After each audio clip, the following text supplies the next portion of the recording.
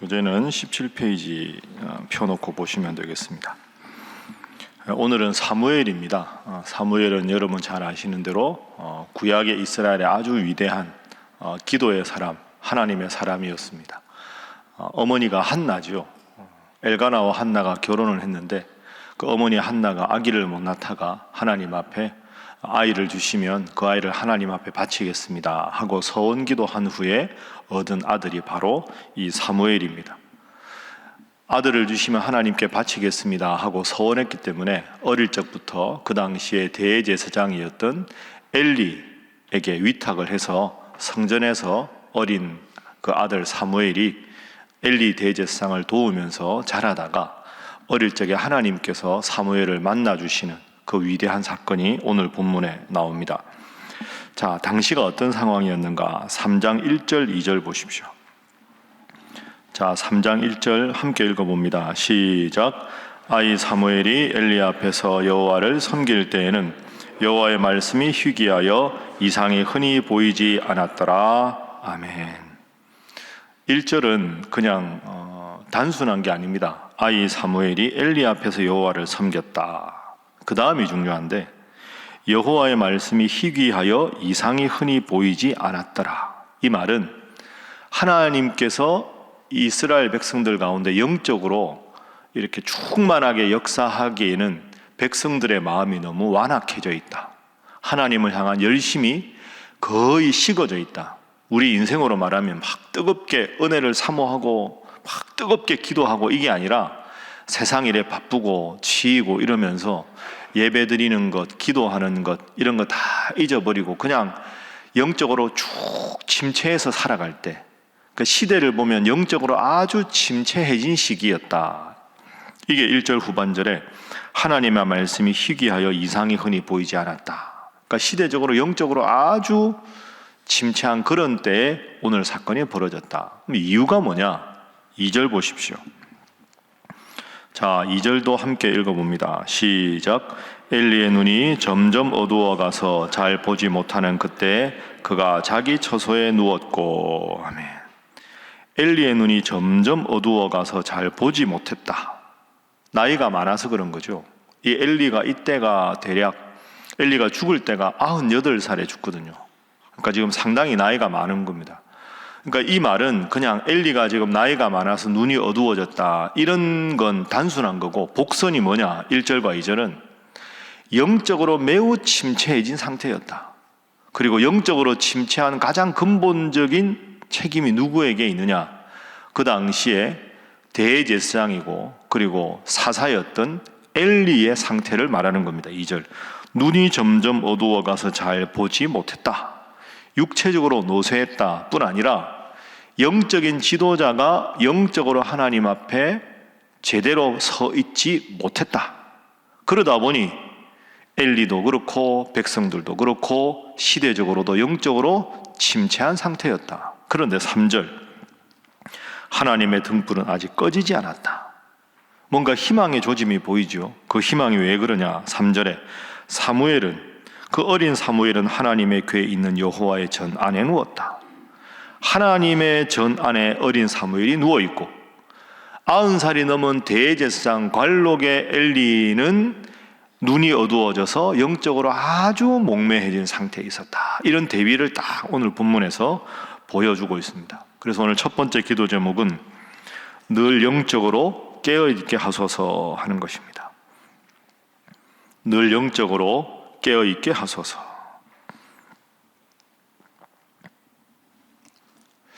그러니까 사사라는 게 대제사장이라는 게 자랑거리가 아닙니다. 여러분 4장 한번 가보시면 4장 18절 보십시오. 18절. 4장 18절에 엘리가 죽는 장면이 나옵니다. 자, 18절 함께 읽어볼까요? 시작. 하나님의 궤를 말할 때 엘리가 자기 의자에서 뒤로 넘어져 문 곁에서 목이 부러져 죽었으니 나이가 많고 비대한 까닭이라. 그가 이스라엘의 사사가 된 지 40년이었더라. 아멘. 엘리가 죽음을 맞이하는 장면인데 4장 15절에 보면 나이가 98세라. 그죠? 98세라 눈이 어두워 보지 못했다. 그리고 18절에 하나님의 괴를 말할 때 엘리가 자기 의자에서 뒤로 넘어져 문 곁에서 목이 부러져 죽었다. 나이가 많고 비대했다. 사사가 된 지 40년이었다. 자, 그러면 나이를 역으로 계산해 보면 엘리는 대제사장 노릇을 오래 한 겁니다. 그러다가 나이가 58세가 되었을 때, 대제사장으로 오래 있다가 나이가 58세가 되었을 때 사사가 된 겁니다. 그러니까 종교 1인자, 그리고 정치적으로도 1인자, 최고의 권력가가 된 겁니다. 그런데 방금 18절에 보십시오. 나이가 많고 비대했다. 의자에서 넘어져서 죽었다. 이건 대제사장의 죽음치고는 참 치욕적인 죽음 아닙니까? 왜? 블레셋과 이스라엘이 싸움을 벌이는데 이스라엘이 이길 가능성이 별로 없으니까 하나님의 괴, 그 하나님을 믿고 나간 게 아니라 괴는 뭔가 신통력이 있지 않겠는가? 그거 들고 나갔다가 괴 빼앗기고 자기 두 아들 홈니와 비느하스는 전쟁터에서 죽고 그 소식을 듣고는 깜짝 놀라서 의자에서 뒤로 넘어져서 목이 부러졌습니다. 몸이 너무 비대하니까 넘어져서 목뼈까지 이렇게 눌려서 체중에 죽었겠죠. 그래서 홈니와 비느하스가 두 아들이 죽고 아버지도 죽고 이런 끔찍한 최후를 맞이하게 된 겁니다. 그리고 여러분, 오늘 본문 우리가 잘 아는데 하나님께서 사무엘아 사무엘아 부르십니다. 처음에 사무엘이 대제사장이 나를 부르나 보다 하고는 저를 부르셨습니까? 아니. 다시 저를 부르셨습니까? 아니. 엘리가 이번에 부르면 주의 종이 듣겠습니다. 하나님 제게 말씀하십시오 라고 말하죠. 이걸 가만히 생각하면 하나님께서 엘리를 부르시지 않았을까요? 그 전에 수없이 부르셨을 겁니다. 엘리에게. 사무엘, 어린 사무엘을 부르기 전에 엘리에게 지금 이 나라가 영적으로 침체해져 있다. 너 대제사장으로 이래서는 안 된다. 정치 지도자로 사사로 하나님 앞에 바로 서고 회개해야 한다. 얼마나 많은 말씀을 하셨을까요? 그런 말씀을 전혀 들을 수 있는 영적인 분별력이 엘리에게 없었던 겁니다. 그러니까 하나님께서는 그 어린 사무엘에게 엘리는 안 되겠다. 엘리와 그의 가문은 영원히 멸망시키겠다 하고 말씀하신 거죠. 여러분, 직분이 중요한 게 아닙니다. 직책이 중요한 게 아닙니다. 목사라는 게, 장로라는 게, 권사라는 게 신앙생활 50년, 60년 평생 했다는 게 오늘 엘리를 비교해보면 그게 자랑거리가 아닙니다. 나는 여전히 하나님의 말씀에 민감한가? 나는 그 무엇보다 하나님께 기도하는 걸 제일 중요하게 여기는가? 내 인생에 제일 중요한 게 여전히 하나님께 예배드리는 일인가?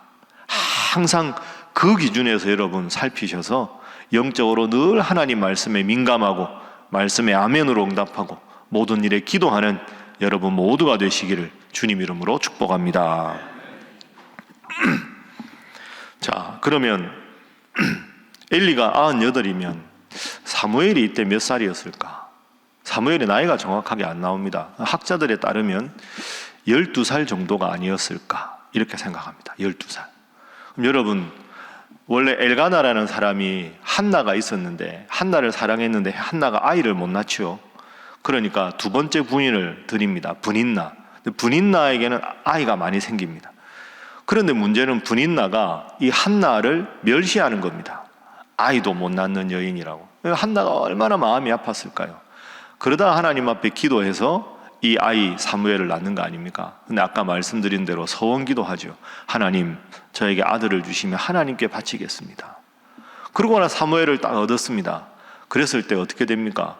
한나가 그 눈에 넣어도 안 아픈 그 아들인데 그 아들을 하나님 앞에 젖을 뗀 다음에 바칩니다. 그러니까 자기 발로 걷고 이럴 때니까 아마 엘리 대제사장에게 사무엘이 왔을 때 나이가 4살이나 5살 정도 봅니다. 그러면 4살이나 5살 때 그 한나가 아들을 떼놓은 거 아닙니까? 1년에 한 번씩 이제 옷 갖다 주러 오고. 그 참 한나가 대단한 믿음의 여인이죠. 그런데 5살짜리 때부터 지금 대략 12살 때까지 한 6, 7년 정도 동안 매일 엘리 대제사장 곁에서 하나님 말씀을 배우고 제사 드리는 법을 배웁니다. 그러면 98살로 가장 모든 것에 해박하고 신앙적으로 권세가 있다는 엘리는 하나님 앞에서 바로 서지 못하고 그 4살, 5살 철없을 때 와서 그 영적으로 둔감한 엘리 대제사장 밑에 있지만 하나님 사랑하는 마음으로 점점 자라나는 사무엘. 이 본문에 아주 극적인 대비가, 누가 봐도 엘리는 위대한 사람, 사무엘은 아직 철없는 아이. 그런데 그 위대해 보이는 엘리는 하나님의 말씀에 대해서 전혀 바로 서지 못하고 둔감해 있고, 철없을 때 엄마 품을 떠난 사무엘은 12살짜리가 하나님 말씀을 듣고 하나님 뜻대로 행하게 되는 겁니다. 자, 결과가 어떻게 되느냐? 19절부터 보십시오. 3장 19절부터 보시면 사무엘이 자라매 점점 자라면서도 여호와께서 그와 함께 계셔서 그의 말이 하나도 땅에 떨어지지 않게 하시니 단에서부터 브엘세바까지. 이 말은 제일 최남단에서 최북단까지 이런 뜻입니다.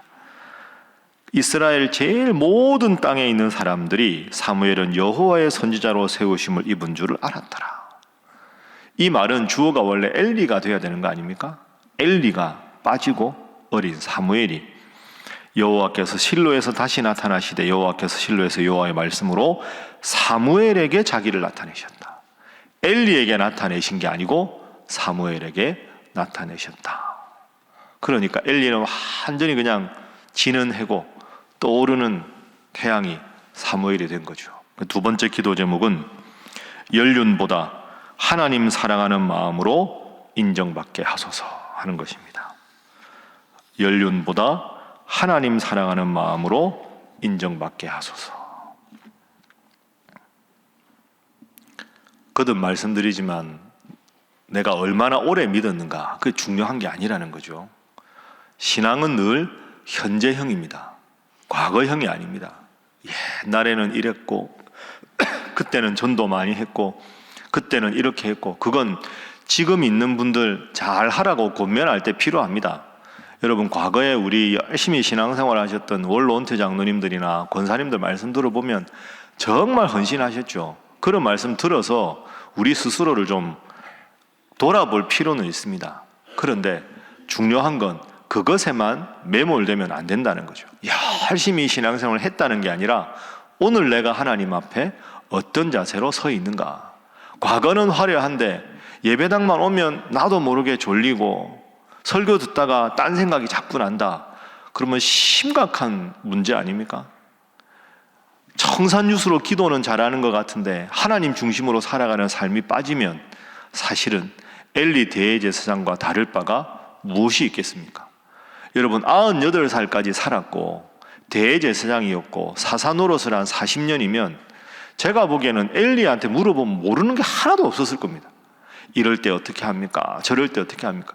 경험은 아주 많고 연륜은 풍부한데 문제는 하나님의 말씀을 중심에 놓고 사랑하는 마음이 빠졌다는 거죠. 그게 빠졌을 때 하나님은 엘리를 치셨습니다. 그러나 아직 12살짜리 개구장이 아무것도 모르지만 마음 중심에 하나님 사랑하는 마음, 어머니를 통해서 정말 하나님 중심으로 살아라, 그 한 가지만 마음속에 새겼던 사무엘은 점점 하나님 앞에 온 백성들의 신뢰를 얻게 되었습니다. 여러분도 꼭 기억하셔서 오늘이 내 신앙생활하는 첫날이다, 그런 마음으로 날마다 새롭게 하나님 잘 믿는 여러분 되시기를 주님 이름으로 축복합니다. 자, 이제 마지막 세 번째를 보겠습니다. 엘리의 두 아들들의 모습을 한번 볼까요?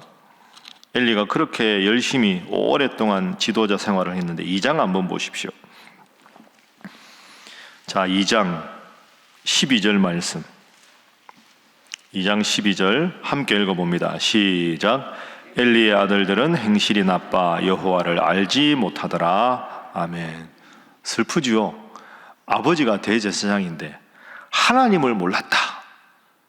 맨날 하는 게 하나님께 제사 드리는 일인데 아버지가, 두 아들들은 하나님을 몰랐다. 17절 보십시오. 이 소년들, 엘리의 두 아들들의 죄가 여호와 앞에 심히 크다. 그냥 큰 게 아니라 심히 크다. 그들이 여호와의 제사를 멸시하였다. 세상에, 아버지가 평생 하는 일이 제사 드리는 일인데 그 제사를 멸시하는 게 두 아들입니다. 그런데 문제는 뭐냐? 멸시하면서 그 일을 했다는 겁니다. 아버지의 대를 이어서 제사를 멸시하고 하나님을 모르는 이들이 습관에 따라서, 쉽게 말하면 조금 과하게 말하면 그냥 밥벌이로 제사장 일을 한 겁니다. 자, 이렇게 하니 무슨 문제가 생기겠습니까? 아까 2장 14절 보십시오. 제사장한테 재물을 가지고 오면 2장 14절, 갈고리에 걸려 나오는 큰 좋은 고기는 자기들이 다 가지고 갔다. 어떻게 이렇게 행동을 하겠습니까? 그리고 2장 22절, 엘리가 매우 늙었더니 그의 아들들이 온 이스라엘에게 행한 모든 일과 회막문에서 수종드는 여인들과 동침하였다. 온갖 악행은 다 행합니다. 결국 2장 29절 하나님 말씀하십니다. 너희는 어찌하여 내가 내 처소에서 명령한 내 재물과 예물을 밟으며 내 아들들을 나보다 더 중히 여기느냐. 아들들을 더 중히 여겼는데 아들들은 더 영적으로 망나니가 되어 갑니다. 하나님 중심으로 살지 않았기 때문이죠. 결국 하나님의 심판, 4장 넘어가 보십시오. 아까 말씀드린 대로 블레셋과 전쟁이 벌어졌을 때 4장 11절 함께 읽어봅니다. 시작. 여호와의 궤는 빼앗겼고 엘리의 두 아들 홈리와 비느하스는 죽임을 당하였더라. 아멘. 결국은 비참하게 죽게 됩니다. 그런데 이 소식을 듣고 엘리가 아까 4장 18절에 죽었죠. 그리고 4장 19절에 그 남편이 비느하스가 죽을 때 아내가 임신해서 있었는데 하나님이 궤를 빼앗긴 것과 아버지, 시아버지도 돌아가시고 남편도 죽었다는 소식을 듣고 아이들을 해산합니다. 얼마나 기구한 여인입니까? 아들 이름이 뭡니까? 21절에 이가봇이라고 짓습니다.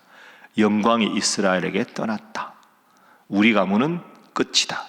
하나님의 징벌을 받았다. 참 너무너무 가슴 아픈, 제가 보기에 성경에서 이만큼 가슴 아픈 가문이 있을까 할 정도로 비참한 최후를 맞이합니다. 여러분, 여기서 대비를 한번 보십시오.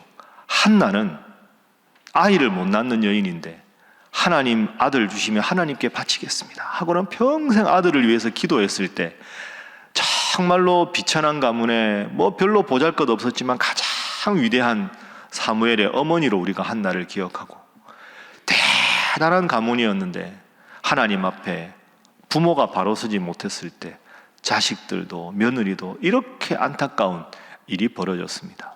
참 가슴 아픈 일이죠. 그래서 마지막 세 번째 기도 제목입니다. 자녀를 믿음으로 잘 양육하게 하소서 하는 것입니다. 자녀를 믿음으로 잘 양육하게 하소서. 여러분 압니다. 이게 쉽지 않습니다. 그러나 기도하십시오. 포기하지 마십시오.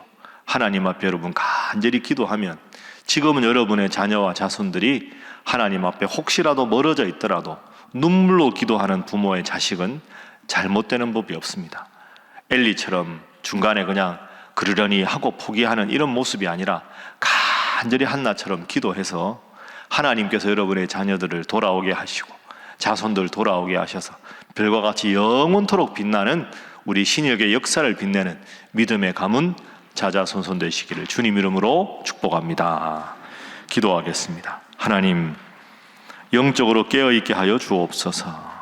과거에 잘했던 거 다 잊어버리게 하시고 오늘이 내 인생의 하나님 믿는 첫날이라 생각하며 하나님 중심으로 기도와 말씀으로 살아가게 하시며, 사도 바울처럼 뒤에 있는 잘한 것 다 잊어버리고 오직 표대를 향하여 주님 한 분 바라보며 믿음 생활 잘하는 자 되게 하시며, 자녀들과 자손들의 머리에 손을 얹고 기도하며 축복하여 대대로 하나님 잘 믿는, 하나님 책임져 주시는 믿음의 가문 되게 하여 주시옵소서. 그런 우리 신일교회 되게 하여 주시옵소서. 함께 기도합니다. 주여 믿습니다. 주여 믿습니다. 주여 믿습니다.